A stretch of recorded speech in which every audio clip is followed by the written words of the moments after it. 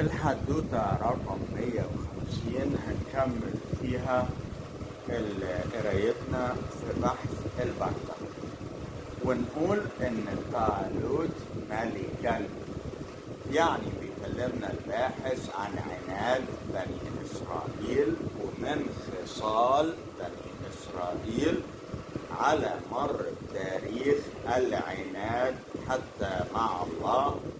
سجل لهم التاريخ رفضهم الملوك اللي حكموا بأمر الله. التسجيل ده موجود في التوراة وانت بتقول ان هي محرفة.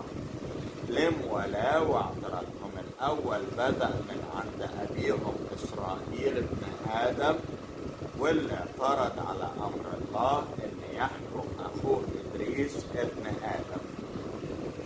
ومن بعد وفاة موسى رفضوا حكم طالوت لمصر، ده اللي جاء في تاريخ الحضارة المصرية، ذكر باسم أمنحتب الأول، واللي حكم بآية ملك وهي التابوت، وتوارثها نسله من بعده. أول تعليق جالنا صديق لينا باعت بيقول لنا: قال الله هو الذي يسيركم في البر والبحر، ما ذكرش الجو. الآن الإنسان تمكن من التسيير في الجو، وقال الله ضربنا للناس في هذا القرآن من كل مثل، إنما ما جابش سيرة الجو. هنا كان في قوله: ألم ترى إلى الملء من بني إسرائيل من بعد موسى قالوا لنبي لهم ابعث لنا ملكا نقتل في سبيل الله. قال: هل عسيتم إن كتب عليكم القتال ألا تقتتلوا؟ قالوا: ما لنا إلا نقتل في سبيل الله، أخرجنا من ديارنا وآبائنا. فلما كتب عليهم القتال تولوا إلا قليلا منهم، والله عليم بالظالمين. قال لهم نبيهم: إن الله بعث لكم طالوت ملكا. قالوا: أن يكون له الملك علينا، نحن أحق بالملك منه، لم يؤتي سعة من المال. قال: إن الله اصطفى عليكم ذات بسطة في العلم والجسم، والله يؤتي ملك من يشاء وواسع، والله واسع عليم. قال لهم نبيهم: إن آية ملكه يأتيكم التابوت فيه سكينة من ربكم وبقية مما ترك آل موسى آل هارون تحمل الملكة، إن في ذلك لآية لكم إن كنتم مؤمنين. يعني هنا برضو انت بتنقل والقرآن من أحداث ذكرت في التوراة، وبترجع تقول ان التوراة محرفة. جالي سؤال: لماذا لم يهاجر محمد على ظهر البراق؟ انا ما اعرفش اجابة السؤال دون. كانت هتكون آية لقريش، اللي يعرف يرد علينا في واحدة من التعليقات. رفضوا أمر الله أن يكون الملك هو طالوت، تساءلوا كيف يكون الملك له الملك له وهو فقير. جاء من الفقراء، قالوا عنه إنه كان ساقي مياه، كان متكفيا بينهم لكي لا يعرفوا أصول الملكية. هو من أخبر عنه القرآن، قال إنه أكثر منهم علما، اختاروا الله ملكا عليهم بآية ملك هي تابوت السكينة. التعليق اللي بعد كده اللي جالنا: ما هي الآية اللي أكلتها الماعز؟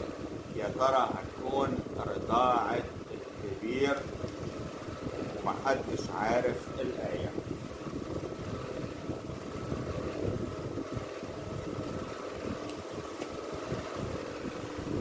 أرسل الله لأمنحتب الأول التابوت، وده ترقيع علشان يكون آية للملك والحكم. حكم 20 عاما، ده بيتوافق مع الروايتين، ده بيتوافق في عقلك لوحدك. التوراة قالت إن طالوت واللي سميته شاول بقى له كده 3 أسماء. حكم 20 عاما يشاركه داود، وأمنحتب الأول حكم 20 عاما مع تحتمس الأول.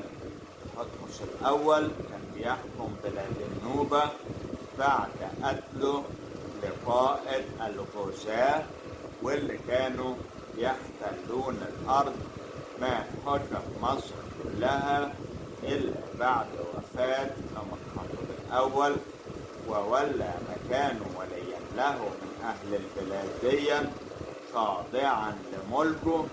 استمرت البلاد دي تحت حكم مصر 5 قرون كاملة، وتحتمس الأول بيرجع نسبه حيث يراع، واللي نفترض أدي ترقيع تاني إن أمنحتب هما من أبناء كنفر أو يعقوب، ونفترض إن ملك مصر ترقيع رابع انتقل بعد الملك سوسر لنسل يعقوب، صار الملك في ذريتهما، ذرية أمنحتب ذرية أسيراع، هما شقيقان باقي إخوتهم 10 من الأب فقط. بقى سؤال: إذ لم تذكر الحضارة المصرية قصة التابوت، هل ينفي أن طالوت ليس أمنحتب الأول؟